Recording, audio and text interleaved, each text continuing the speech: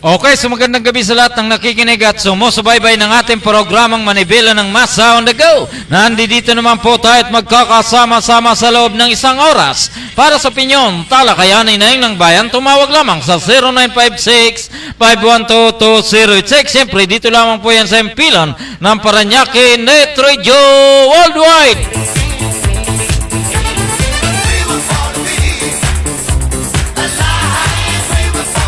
Luzon, Visayas at Mindanao, ito po ang inyong lingkod Gaspar Lataw na nagsasabing sa umaga sa tanghali maging sa gabi tayo magkakasama-sama dito sa ating programang Manibela ng Masa on the Go.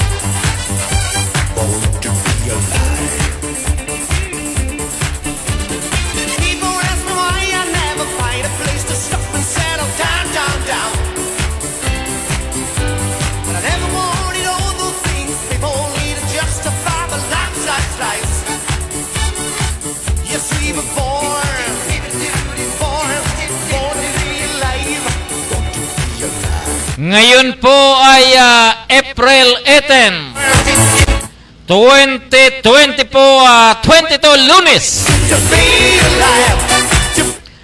So, doon po sa atin mga kaibigan, kumusta na po kayo?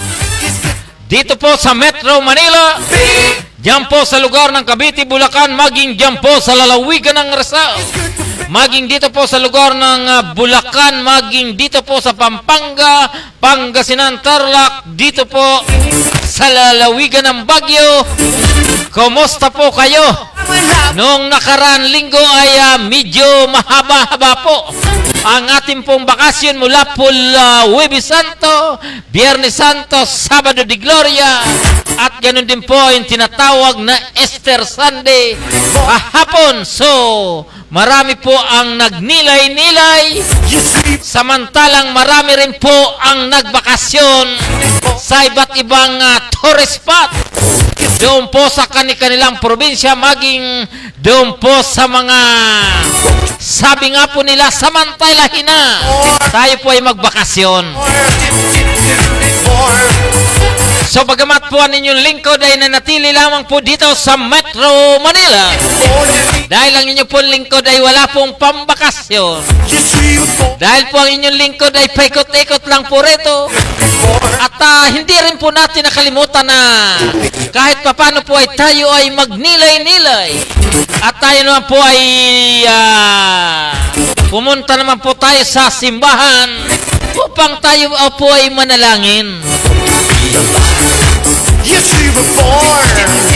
Oh, sabi nga po nila, sa oras ng sa araw ng Lenten Season, hanggat maaari kung tayo po ay nagkasala, tayo po ay humingi ng kapatawaran, dahil ang Panginoon naman po ay hindi po yan naniningil, bagko sinihintay lang po tayong lumapit sa Kanya para tayo po ay muling manumbalik sa sa Kanyang tahanan. Opo, doon po sa ating mga kaibigan, tayo po ay dadako na po sa ulo ng ating mga balita. At so, doon po sa mga nasa online, lalong-lalo na po itong si Miss ito pong si Miss Maris Davide. Si Miss Marie Davide, maging ito pong si so, regards ko po kayo. Kumusta po yung eleksyon dyan sa lugar ng Hong Kong? Tuloy-tuloy pa ba? At tila po ang nangunguna, wala pong iba kundi ito pong BBM. Bagamat kahapon mainit na mainit po ang usapan doon po sa usapin ng joint press conference diyan po sa isang hotel, diyan po sa lugar ng Makati City, na kung saan ang inyo naman po lingkod ay isa sa na-imbitahan sa nasabing press conference, at nandoon po ang mga pugi at magagaling nasa presidential aspirant naman sa panguna po ni Isko Moreno. Maging ito pong si Senator Panfilo Lacson, and of course, ito pong dating Secretary ng Depensa. Ito pong si dating sa Defense Secretary Norberto Gonzales. At ang dalawa pong Vice President, ito pong si Dr. Willie Ong, maging ito pong si Senate President Tito Soto, ay nandoon po sa nasabing konferensya at tila naging mainit. Mainit po ang talakayan. Mainit po ang mga katanungan na kung saan ang sabi nga po nila, sino ba ang atras? Hindi kami. Opo, so doon po sa nasabing press conference, ginit po ng mga presidensyable na hindi sila aatras sa laban. Lalong-lalo na po itong puging-pugi. Ito pong mayor ng Maynila na ito pong si Isko Moreno. Opo, so ang sabi nga po nila, ang sabi ni Isko, Lini, for the supreme sacrifice, mamatras ka na, mag-withdraw ka na. Ang problema si Lini ay number 2 sa survey. At ang hinahabol nila si BBM. At malayo po yung sabi nga po nila, malayo yung lamang. Batay po sa pinakahuling survey. Pero po ang sabi na nga po ni Isko Moreno, polluted. Polluted na po yung survey. At polluted na, inaccurate pa. So, yun po ang sabi nung presidentiable na nandoon kahapon sa joint press conference diyan po sa Makati City. So, dadako na po tayo sa ulo ng ating mga balita. Bipili ni pinatras na ni Isko Moreno. Isko Moreno. Ano ba naman yan, Isko? Pangalawa si Manay Lini, pinaatras mo. Bakit hindi mo napatrasin yung mga nasa hulihan mo? At alam ko naman ikaw ay number 3. Dapatrasin mo yung mga number 4, number 5, number 6, number 7 hanggang sa number 10. Lini is a good player. Dahil number 2 nga po yan dapat mag-usap kayong dalawa. Kasi ako po yung naniniwala na sa loob ng 10 kandidato bilang presidente, sigurado pong mananalo niyang pagdating ng M9 is only. Ibig sabihin, isa lang ang mananalo sa inyo. Ganun din po, Pet Unity Easter message ni Duterte. Nagbigay na mensahe ang ating Pangulo. Maya-maya alamin po natin ang mga detalye ng nasa banggit na balita. At ganun din po sinasabi, kabataan nagkaisa tambalang Lini Sara. Ito pong si Manay Lini at saka si Manay Inday. Itong si Inday Sara ay tila may namumuong magandang grupo. At ang sabi nga po, bit-bit ng kabataan, nagkaisang tambalang Lini. Doon po sa ating mga kababayan, doon po sa kapwa ko Pilipino. Kung sakasakali lamang, hindi ko sinasabi na magkatotoha. Ang sabi ko lamang kung sakali na ito pong manalo si Manay Lini bilang presidente at ang manalo bilang vice-presidente si Manay Inday Sara Duterte.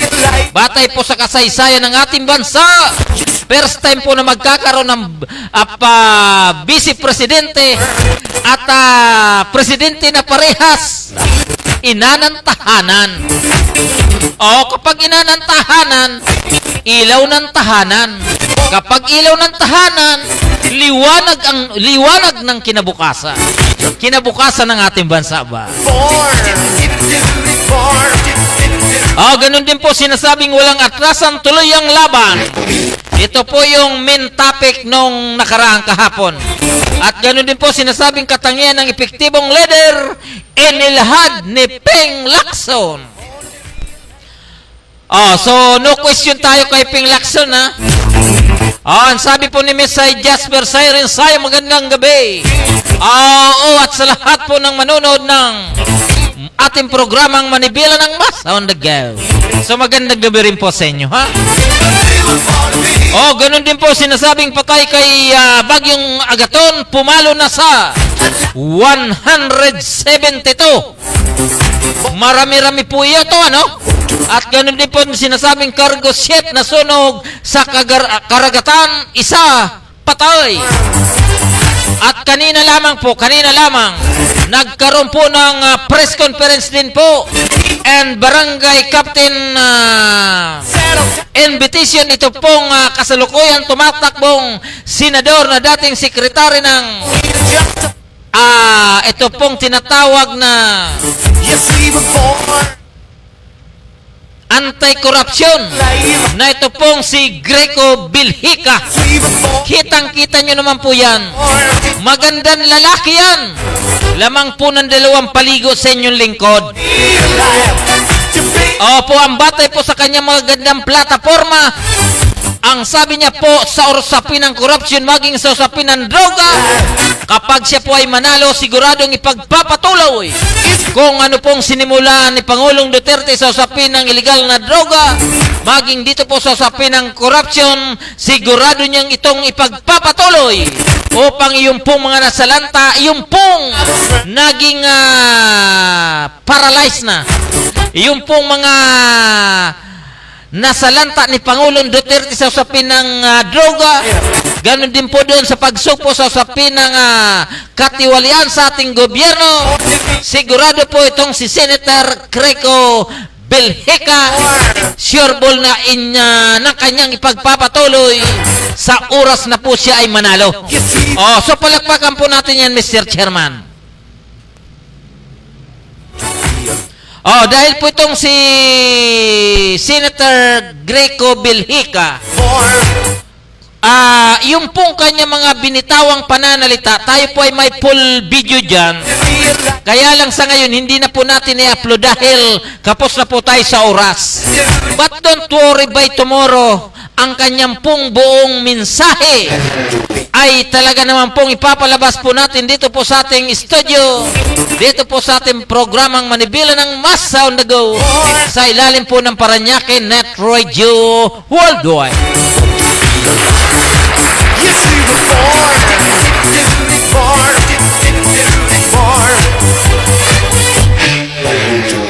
So doon po sa ating mga kaibigan, yung pong mga nasa Nuloy, wag po kayo mag-alala.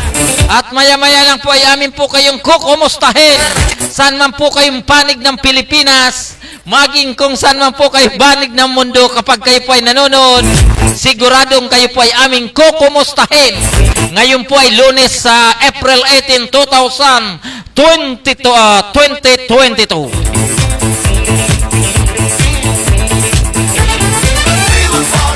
At ganoon din po, siyempre, regards po natin ang lahat ng unit ng Paranaque Net Radio Worldwide mula po sa Unit 1 hanggang Unit 10 sa panguna po nitong ARSAP at ganoon din po ng One Rider Partless.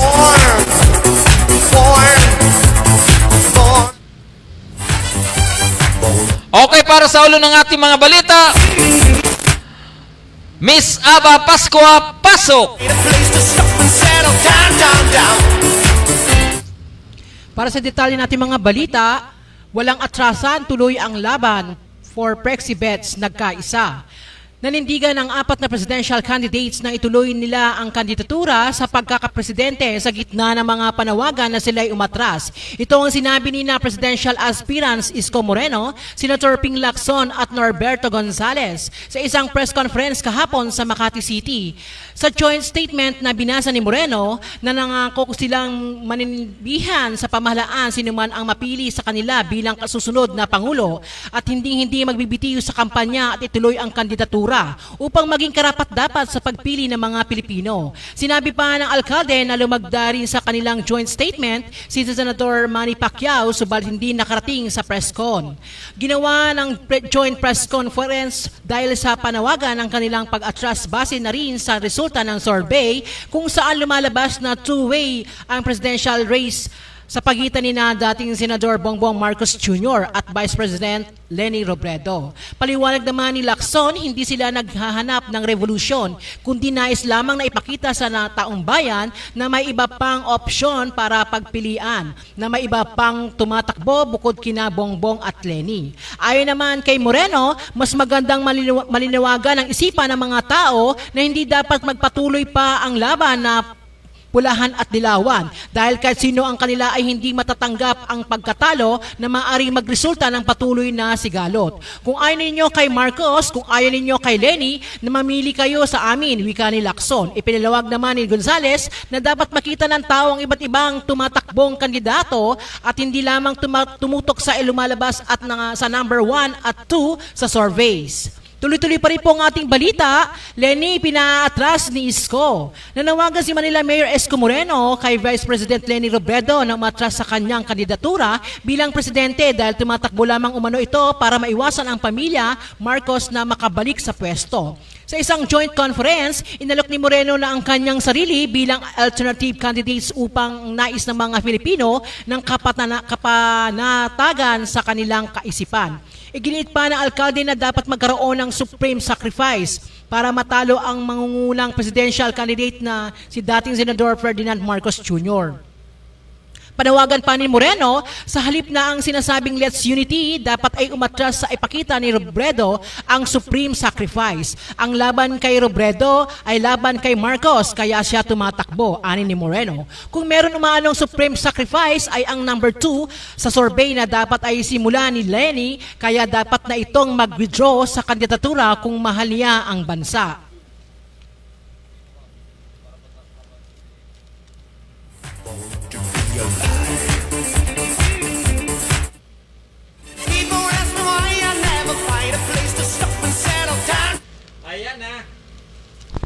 Oo.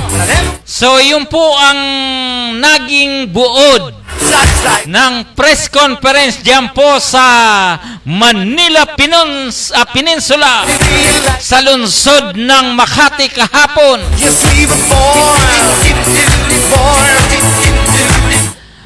So, sa dami ba naman nag-cover doon, sa dami po nung mga media outlet, sa tagal po ng press conference, kung sana po napunta iyong usapan tungkol po sa mga kandidato. Pero klinaro po ito ni Senate President Tito Soto na ang layunin ng press conference ay ganito. Una, wala pong aatras sa kanila bagko sila po ay tuloy nalalaban hanggang sa May 9, 2022. Pangalawang isyu, ang napag-usapan di umano kung sino man ang manalo sa kanila, dapat suportahan ng bawat kandidato mula po sa presidential hanggang po sa vice-presidente. Pero nga po sa likod ng isip o kaisipan ng mga kandidato at ganun din po ng mga media people, every question defined for the solution, and of course, every question need an answer from the candidates. Kaya po nangyayari,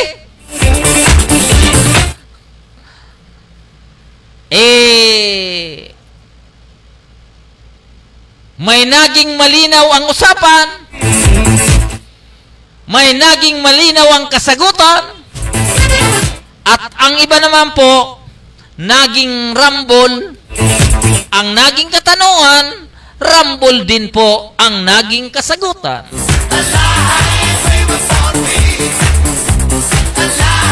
Okay, sumuloy po tayong babalik sa Parañaque Net Radio Newsroom Aba Pascua. You see, we're born.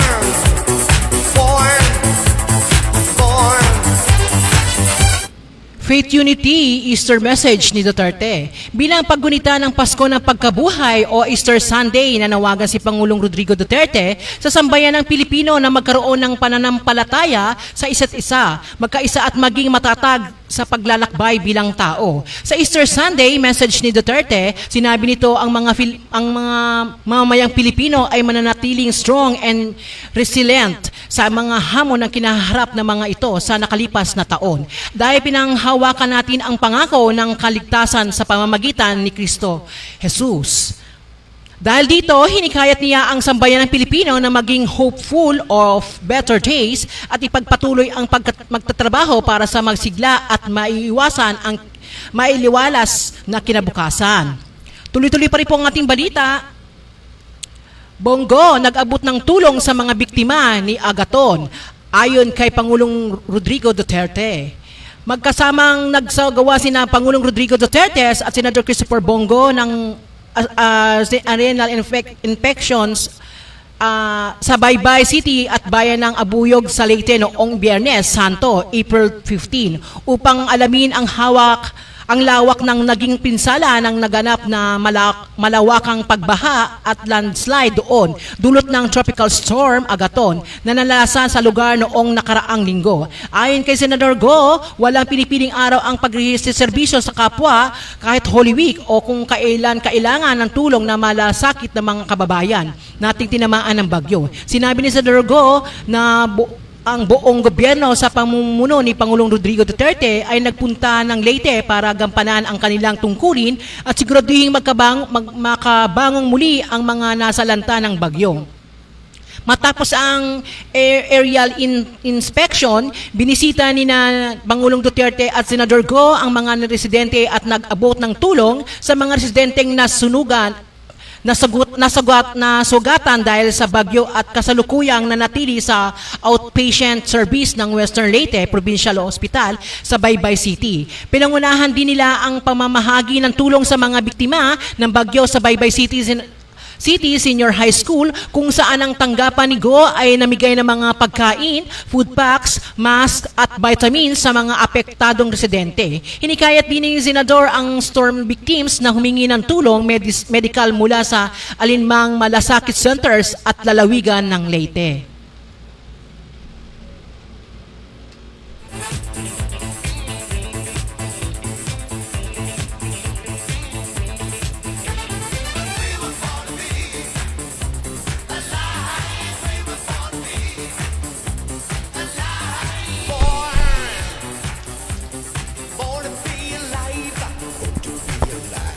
Okay, so ito pong bagyo dyan sa Visayas region, mabigat ano?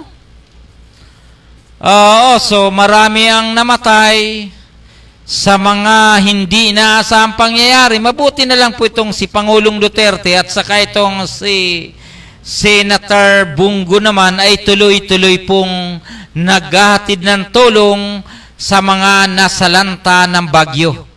So, doon po sa atin mga kaibigan, ano? Regards po natin, ito pong si Mr. Jubel Somalino Villares. So, siyempre, dyan po sa mga kasama natin sa ARSAP, and of course, ito pong One Rider Party List. Okay, so muli pong babalik, ito pong si Miss Aba Pascua.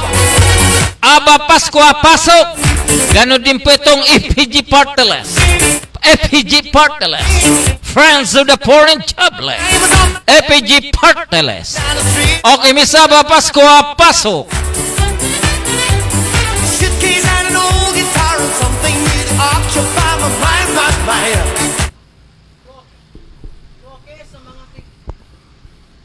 Ayan so Friends of the Foreign Jobless.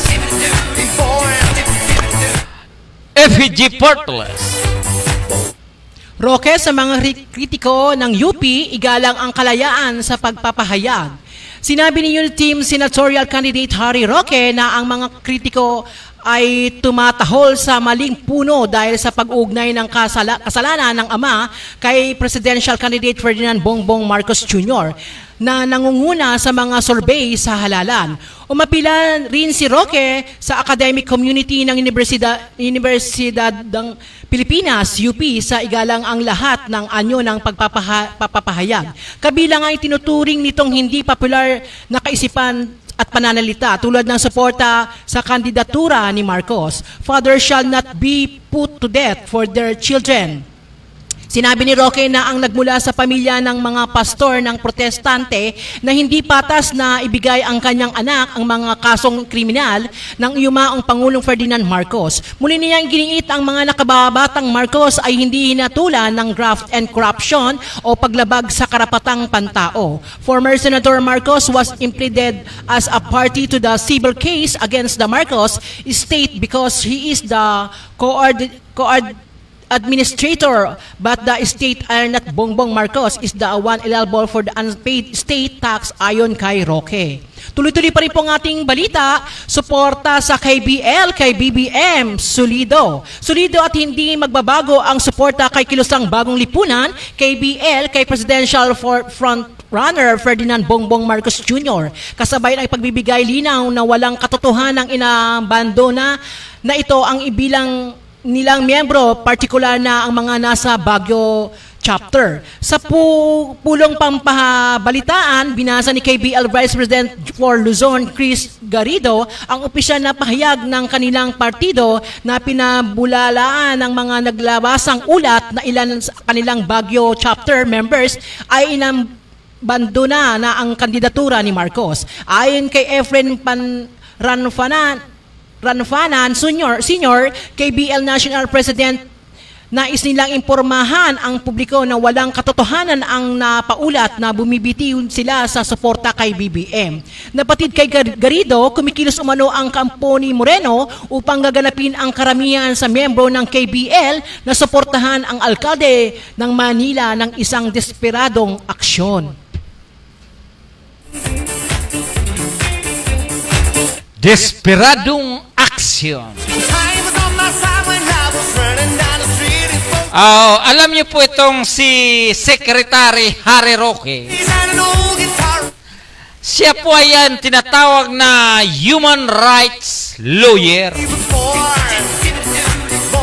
Noong mga panahon na hindi pa sila magka-vibes You see, ni BBM. born. Noong mga panahon na siya po ay profesor pa sa UP, Born. at noong mga panahon na siya po ay komisyon tinatawag na human rights lawyer pa. Born. So marami po itong natulungan. In short, ibuboto ko po siya. Born. Dahil sabi nga po nila, tama naman ang katwiran You see, ng pagkakasala ng ama, hindi pwedeng ibigay sa anak. Pero yung kinurakot ng magulang, pwede pong pinakain sa anak. Yung pong natitirang kinurakot ng magulang, pwedeng magagamit ng anak. born. Born. So the question is, what is the difference between dito? Ang kriminal na pagkakasala ng ama ay hindi pwedeng ipasalo sa kanyang walang kaalam-alam na anak. Diba? Asan ba yung mga loko-loko dyan?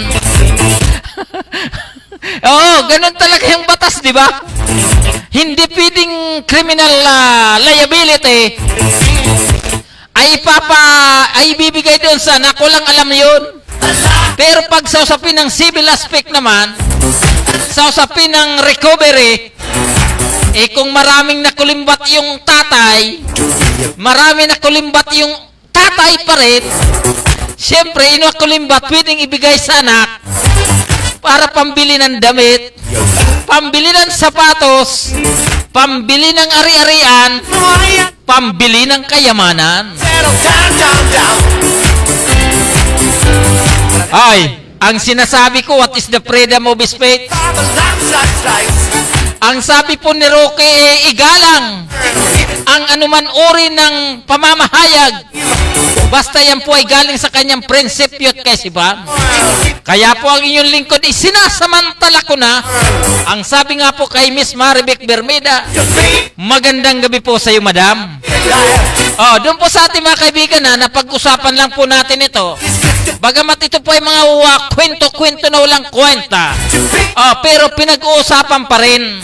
Kaya po yung ating mga tuda-tuda, yung po mga tatlong gulong, at saka yung ating mga drivers and conductor, at ganoon din po yung ating mga naapektuhan ng sigalot sa pamagitan ng mga pagnanakaw ng mga nakaupo sa gobyerno. Hanggang ngayon, tuloy-tuloy po naghihirap. Tuloy-tuloy po tumataas ang litro ng gasolina. Tuloy-tuloy po sila nag-umaasam-asam na sana may bigay na po yung ayuda. Paano may bibigay yung ayuda kung wala na pong may bigay ang gobyerno? Dahil hindi natin inaasahan, di umano ay maraming napupunta pa rin sa bulsa. Opo, kaya doon sa pagitan ni Bongbong Marcos at sa kanyang ama na si Ferdinand Marcos naman, ay hindi naman pulingit sa ating kalaman na sila po ay napakayaman. So mini-mini money, marami po silang pera. Kaya po kung si Bongbong Marcos ang manalo, wala po tayong ibang dapat gawin. Tanggapin po natin ang katotohanan at pagtiyagan po natin siya sa loob ng 6 na taon. Ganun din lang po yan kasimple kasi yung pong mga presidentiable na kulilat na nga, yung mga presidentiable na tila ka po sa bilang, ay pinipilit pa rin po ng iba laban ng laban. Paano mananalo pa? Talo na nga Kapos na nga po paano pa? Sabi nga po nila karapatan daw. Sige, karapatan mong bumoto doon sa kulilat. Kung kulilat doon ka pa boboto, ano mangyari sa boto mo? May pagkakataon ka bang ipaglaban ang iyong karapatan? O yung prinsipyo kung iyong ang boto mo pinagkatiwala mo doon sa hindi naman mananalo at alam naman natin na hindi naman po siya karapat-dapat. Sabihin po natin na siya po ay karapat-dapat pero ang problema, wala po siyang panalo. Paano? Miss Aba Pasko, pasok. So ang tanong ko po ay paano That is the freedom of speech. That is only a part of question. People ask me why I never find. That true Marcoses very rich. Wala po tayong no question about. The Marcoses is very rich. Go. Okay, so tayo po ay so muli pong babalik ito pong si Miss Aba Pasko. Aba Pasko, pasok. Kabataan nagkaisa sa tambalang Lenny Sara.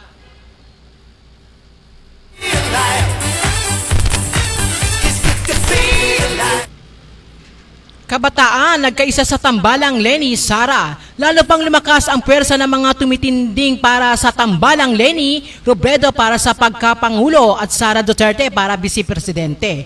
Kung merong sa movement sa sinimulan ng mga politiko, isang youth movement na binubuo ng higit 100,000 mula sa iba't ibang sektor ang nagtatag kay Lenny at Sara. Tayo Kalesa Movement para isulong ang anilay tunay at may laman na pagkakaisa sa susunod na administrasyon. Ang Kalesa Tandem ay kailangan ng bayan, isang leader na nagpapamalas ng kompetensi at isang leader na nagpapamalas ng tapang. Kadugtong nito, naniniwala kami sa mas magiging bukas ang pinto ng pagkakaisa kung ang Kalesa Tandem ang magwawagi. Dalawang malaking kulay ng politika ang magiging magkakasama at magkatuwang, wika ng Kalesa Movement. Tuloy-tuloy pa rin pong ating balita, katangian ng epektibong leader inilahad ni Ping. Isa sa susi para masugpo ang katiwalaan ay ang pagkakaroon ng tapat na leader ng kanyang maimpluwensyahan ang kanyang mga tauhan at iba pang kawani sa pamahalaan. Ito ang tunan ni presidential candidate Panfilo Ping Lacson sa paglaban niya sa korporasyon na Korupsyon. korupsyon na nakaangkya sa kanyang prinsipyo na leadership. Naitanong kay Lacson ang kanyang maging paraan upang mapaigting ang paglaban sa katiwalaan kung siya ay pipiliin na taong bayan para maupo sa pinakamataas na posisyon sa pamahalaan. Dito inilatag ng independent candidate ang kanyang formula para epektibong maalis ang kultura ng korupsyon sa pamahalaan na nagiging dahilan ng paghihirap, lalo na ang mga ordinaryong Pilipino na sawa na rin sa ganitong sistema. Bukod dito, sinabi rin ni Lacson na katulad ng ginawa niyang pagdidisiplina sa hanay ng kapulisan na naging daan para mawala ang cotton caps sa kalsada at iba pang katiwalian ay palalawagin niya sa pagdisiplina sa mga opisyal at kawani ng gobyerno. Find a place to stop and settle down, down, down. But I never want Ayan na. people, Si Manay Lini. At saka si Manay Sara. even born. So kapag nagkataon, antayin natin ang resulta. So walang masama kung maging Vice President si Sara Duterte at maging Presidente itong si Manay Lini. So kasi ang dami nang duman na Presidente, puro wala. Sumablay. Tingnan naman po natin ang dalawang ina ng tahanan. Ilaw ng tahanan. So siyempre kung niyang pinili ba naman ng kabataan, anong magagawa? Karapatan po nilang pumili. Kung si Manay Lina maging Presidente, go. Kung si Manay Sara Duterte ang maging bese, go. So ganun lang. Paano na kaya si yung pumpugi ng Maynila, si Isko? So kumusta ka na, Isko? Kasi number 3 ka sa survey. Pagkatapos ang china-challenge mo o hinahamon mo, ang mag-resign ni number 2, mukhang sablay. So doon po sa ating mga kaibigan, Luzon, Visayas at Mindanao, ang oras po natin ay ganap ng alas 9:08 ng gabi. Dito lamang po yan sa impilo ng Paranaque Net Radio Newsroom o Paranaque Net Radio Worldwide sa programang Manibilo ng Masa on the Go. Mr. Chairman, ikasama na Attorney Joseph C. Maganduga, Patalastas Place.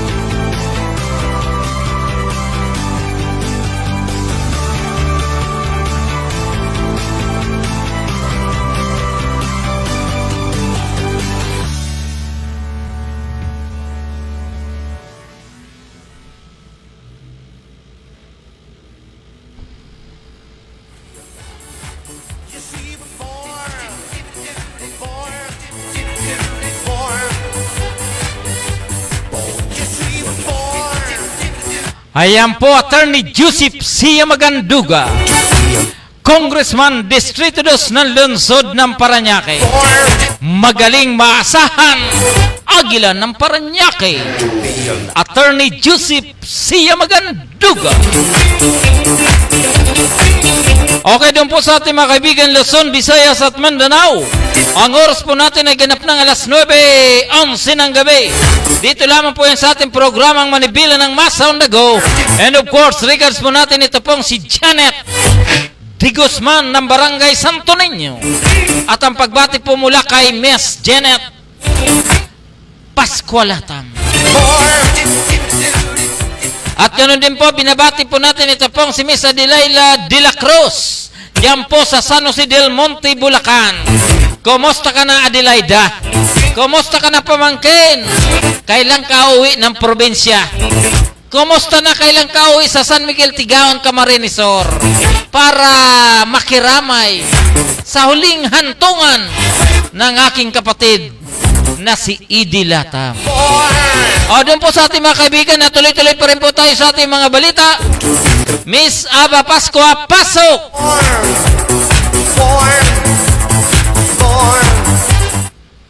Escalators, elevators ng LRT2 operational na simula Lunes.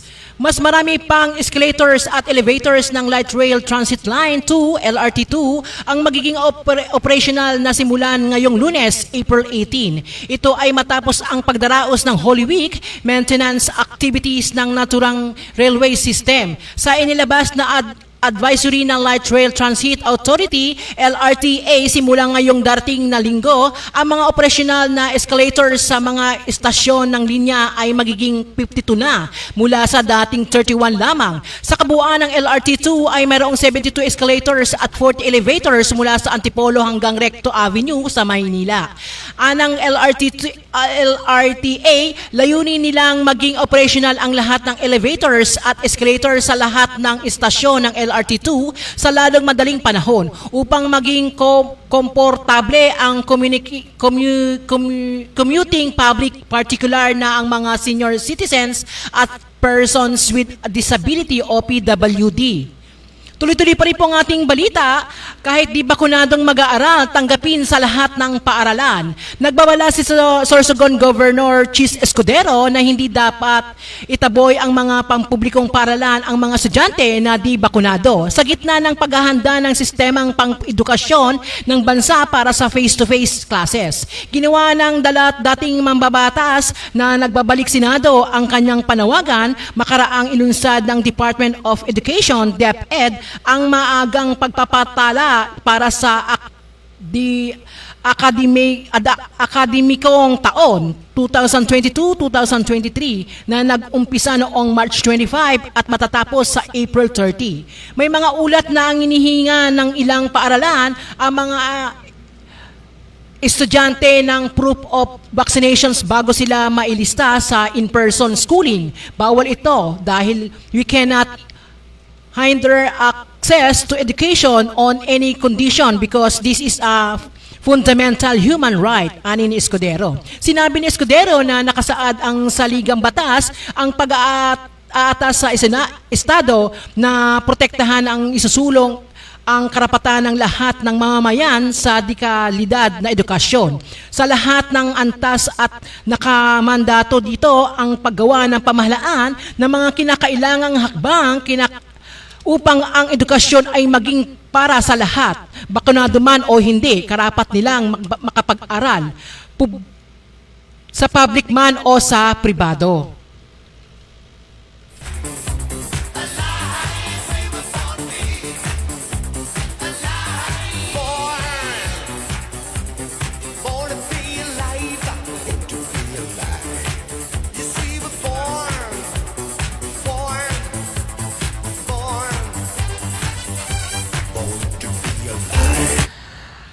Doon po sa mga estudyante, sa loob po ng 2 taon, sa ilalim po ng pandemic, ay tuloy-tuloy naman po ang pag-aaral ng mga bata, kaya lang online, di ba? Yung tinatawag na So, kung sila po ay babalik na, bakit hindi na lang pabalikin yung mga bakunado at yung hindi pa de? Doon muna sila sa online. Di ba? Tama naman po ang sinabi nitong, siyempre, batikang senador yan. Ito pong si Chis Escudero. So, hindi po dapat tanggihan yung pong mga mag-aaral. Kasi fundamental rights.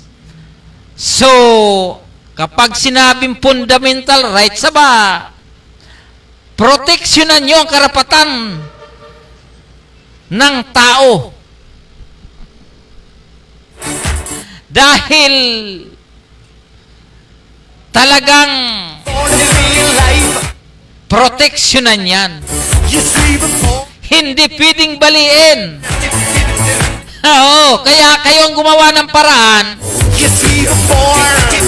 Yung pong Department of Education, dahil kung ayaw ng bata na ayaw magpabakuna talaga pero gusto niyang pumasok, hindi po ang bata ang dapat mag-adjust, kundi kayo. Di ba yung kayong mga departamento sa karunungan, kayo mag-isip. Hindi po yung bata at saka yung mga magulang na ayaw mag-isip. Di ba kasi fundamental rights yan eh.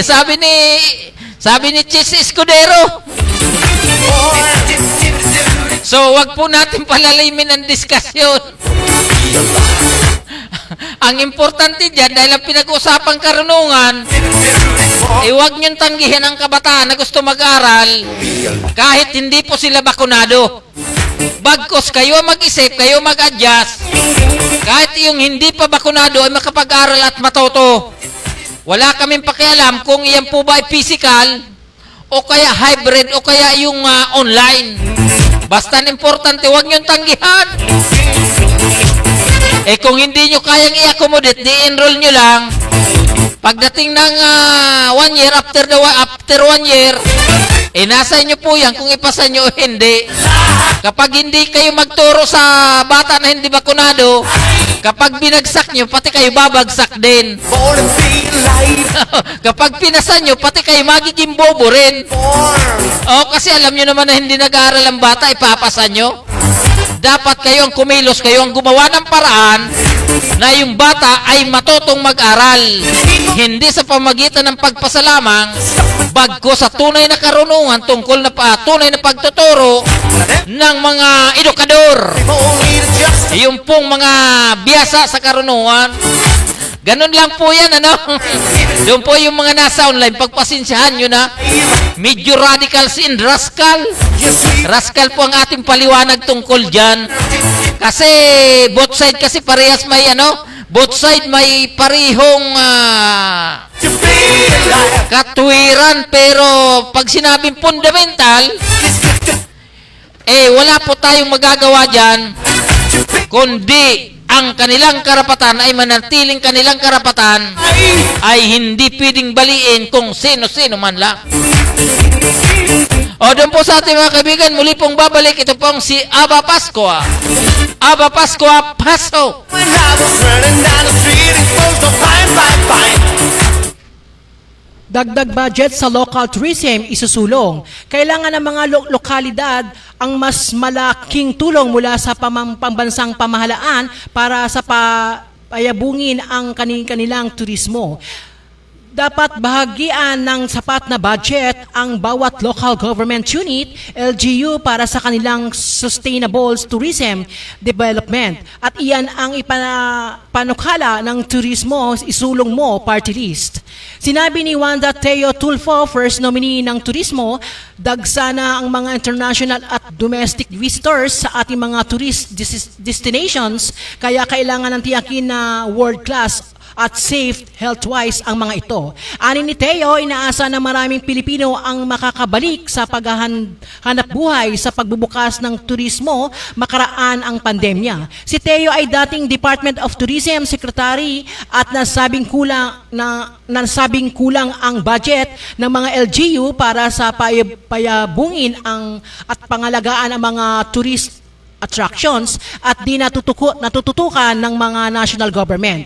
Giit ni Teo na ang mga LGU ay nangangailangan ng pondo para sa staff and local tourism unit, visitors information center, pagtatayo ng mga pasilidad tulad ng palikuran, hand washing stations at pagbibigay ng seguridad sa turista. Tuloy-tuloy pa rin po ang ating balita, susuka pero hindi susuko ayon kay Bas ni Isko. Tiniyak ng youth volunteers ni Presidential Candidate Manila Mayor Francisco Isko Moreno Dumagoso na susuka sila pero hindi susuko. Matapos ang susungin ang bagyo at sama ng panahon na ang magtungo ng dapitan Zamboanga del Norte noong nakaraang linggo. Ayon kay Ses Bayan ng grupong ama ni Isko na team leaders ng Visayas, Mindanao, Bas ni Isko, challenging ang biyahe patawid ng dagat ng Dapitan City sa pamamagitan ng Roro dahil sa sama ng panahon kung saan nakaranas ng pagkahilo at pagsusuka ang ilang kabataan. Nauna nito ang nangangailing ang Dumaguete City ang mga kabataan kung saan namahagi ng t-shirt, stickers, apron at iba pang campaign materials upang kumbisihin pa ang ilang kabataan na mag-switch to Isko na. Inilunsad noong April 4 ang Bas ni Isko campaign caravan na naglalayong ikampanya ang kandidatura ni Mayor Isko dahil sa naniniwala sila sa mga nagawa nito sa Maynila ay magagawa din sa buong bansa. Lula ng Bas ni Isko, ang mga youth volunteers mula sa grupong ama ni Isko, Isko Tayo sa Kabataan, Primo Isko at Alliance for Isko Movement. AIM ay mainit na tinanggap ng mga kabataan, kapwa nila youth volunteers, mga kandidato at lokal na opisyal tuwing sila ay mag-staff over. Sila rin ay nakakatakdang magtungo sa Dipolong City, Zamboanga City, sa Pagadian City. Mula rito sa Parañaque na Trade Newsroom, Aba Pascua nag-uulat para sa programang Manibela ng Masa on the Go. Born. You see the born. Born. Born to be alive. Born to be alive. See the born. Born. Born. Born.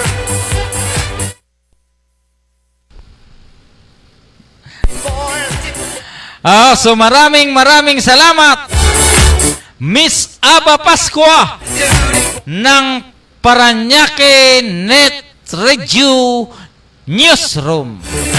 So, ganun din po itong si Mr. Jojo Radami Santeco. Hi, Joe. Regards kita. Kumusta na yung mga tagaybayo? You see the At yung pong usapang kalye. So mukhang absent pa kayo kanina. So doon po sa ating mga kaibigan, ang oras po natin ay ganap ng alas 9:24 ng gabi. So nagiging mainit, ano? Sabi ni Isko, susuko kami, pero hindi kami susuko. Ay di wag kang sumuko. Wala namang kukontra sa'yo, presidente ka eh. Pangalawa, ikaw naman ang matatalo, hindi kami. Kasi medyo ilang araw na lang eleksyon na. Almost 3 weeks before the day of judgment. Huhusgahan na kayo sa May 9. Kaya kung ito si Isko, walang susuko, walang uurong. Huwag kayong umurong. Pero doon po sa mga nahuhuli, hanggat maaari, kung ayaw nyo pong this is not a recommendable but suggestible. Tama ba yun? Hindi recommendable but just suggestible. Ano ba yan, Rico? Okay ba yan? So doon po sa ating mga kaibigan, hindi ko nire-recommenda yan. Pero sinasuggest ko lang, what is the difference between dito kaya? Suggestion and recommendation.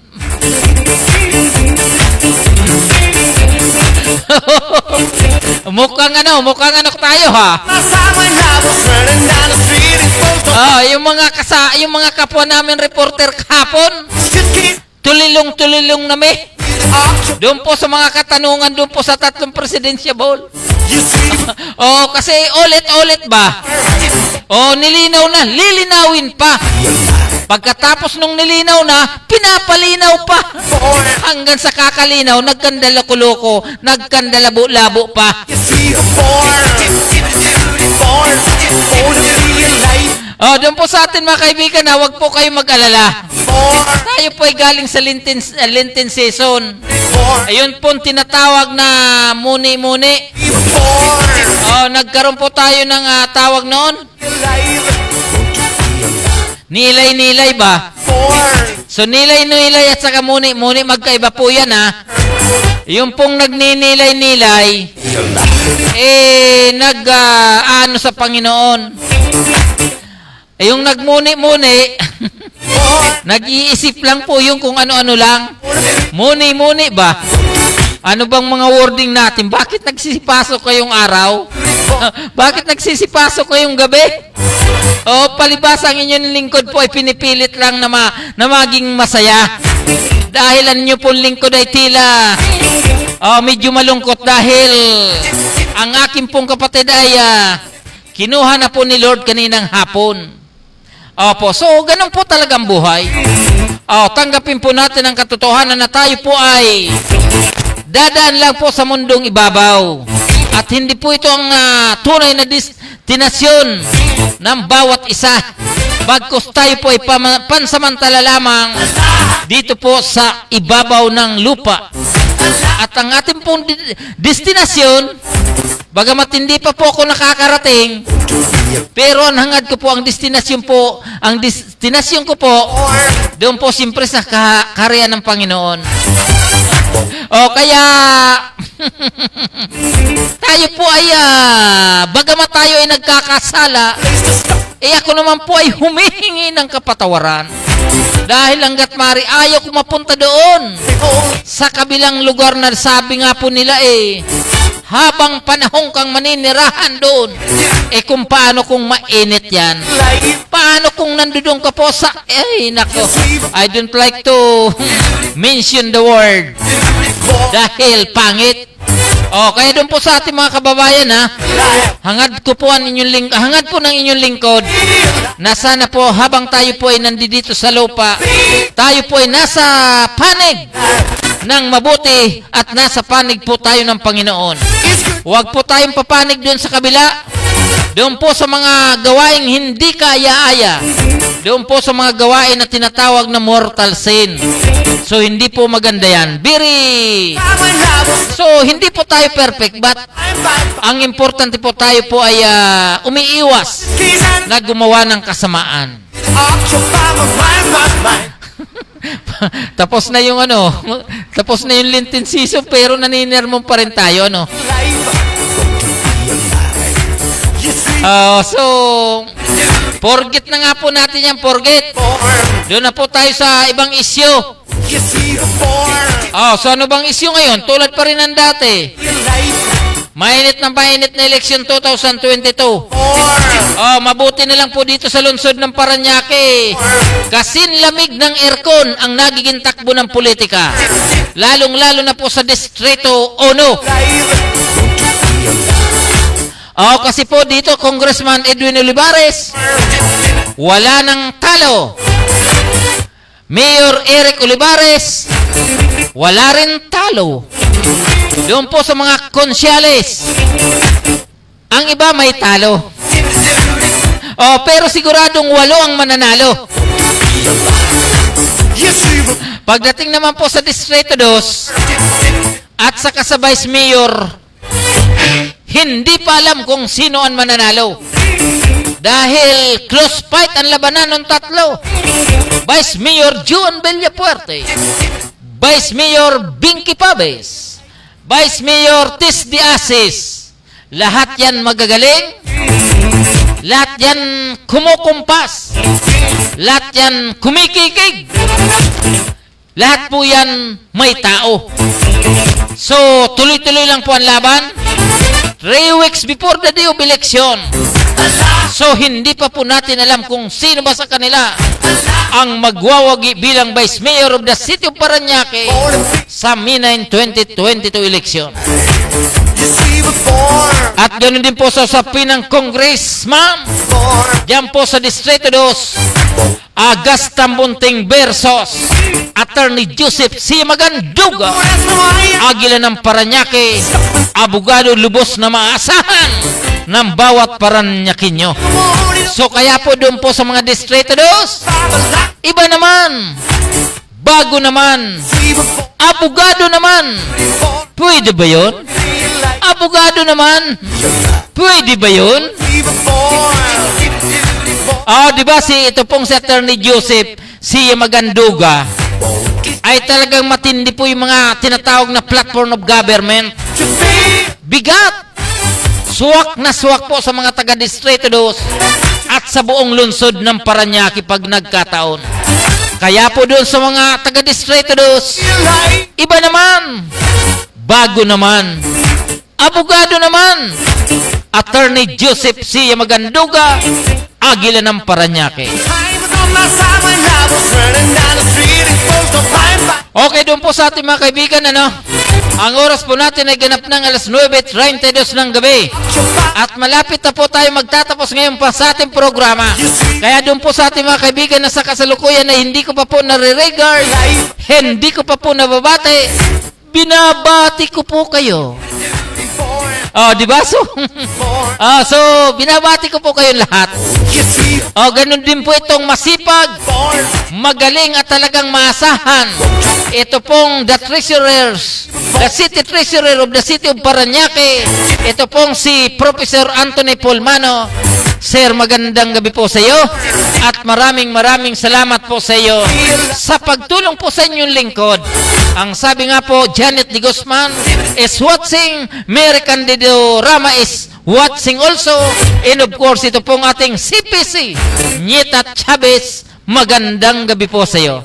So, yung pong dalawa pong mga mabibigat na leader ng 100% Olivares, Miss Mary Candido Rama, at ganoon din po itong si Miss Gina Chavez, maray na banggi po sa iyo, manay.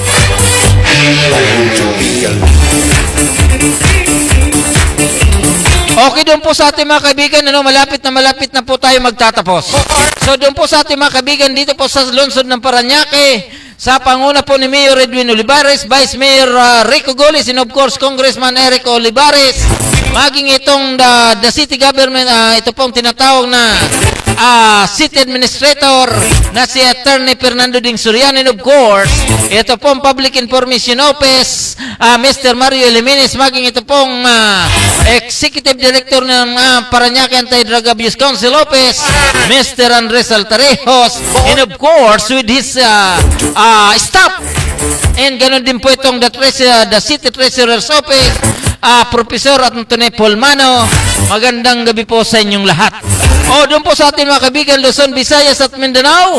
At tayo po ay pipihit na doon po sa pagbati natin ng happy birthday. Doon po sa nag-celebrate ng kanilang birthday ngayon, kahapon at buka. Happy birthday. Happy birthday. Sa'yo ang pagkain, sa'yo ang inumin. Happy birthday. Sana'y mabusog mo kami. Happy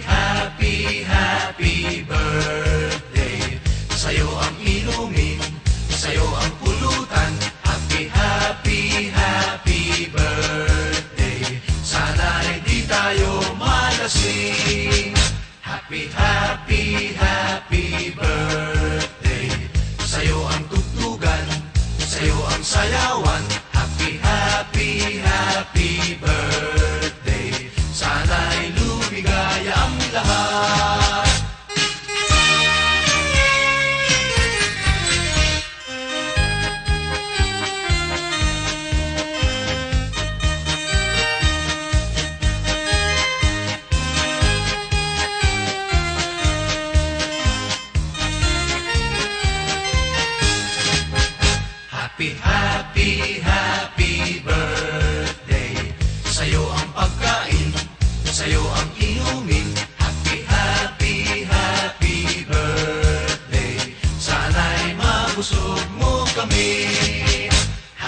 happy, happy birthday. Sa'yo ang inumin, sa'yo ang pulutan. Happy, happy, happy birthday. Sana'y di tayo malasing. Happy, happy, happy birthday. Sa'yo ang tugtugan, sa'yo ang sayawan. Happy, happy, happy birthday. Sana'y lumigaya ang lahat.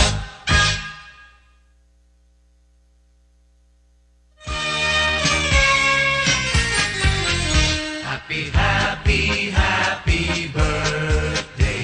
Sa'yo ang pagkain, sa'yo ang inumin. Happy, happy, happy birthday. Sana'y mabusog mo kami. Happy, happy, happy birthday. Sa'yo ang inumin, sa'yo ang pulutan. Happy, happy, happy birthday. Sana'y di tayo malasing. Happy, happy, happy birthday. Sa'yo ang tugtugan, sa'yo ang sayawan. Okay, so doon po sa atin mga kaibigan, ano? So doon po sa mga nag-celebrate ng birthday kahapon, ngayon at bukas, happy, happy, happy birthday. So dito na po magtatapos ang ating programang Manibela ng Masa on the Go. Ngayon po ay April 18, 2022. Lunes. At ang inyo pong lingkod ay tila magpapaalam po muna. Martes, Merkules, Huwebes, Biyernes ay wala po muna tayong programa.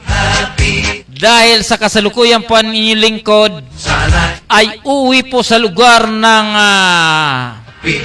Tigaon, Camarines Sur. Dahil sa kasalukuyan po ang kapatid ng inyong lingkod ay pumanaw po kaninang hapon. Diyan po sa nabanggit na lugar. So, hindi nyo po muna ako maririnig pansamantala sa loob ng 4 na programa. Martes, Merkules, Huwebes, Biyernes. So, ako po ay pansamantalang magpapaalam sa inyo. Pero pagdating po ng Lunes, don't worry. Muli po tayong magkakasama-sama dito sa ating programang Manibela ng Masa, Luzon, Visayas at Mindanao. Maraming salamat po sa inyong lahat. God bless us all. Bye-bye.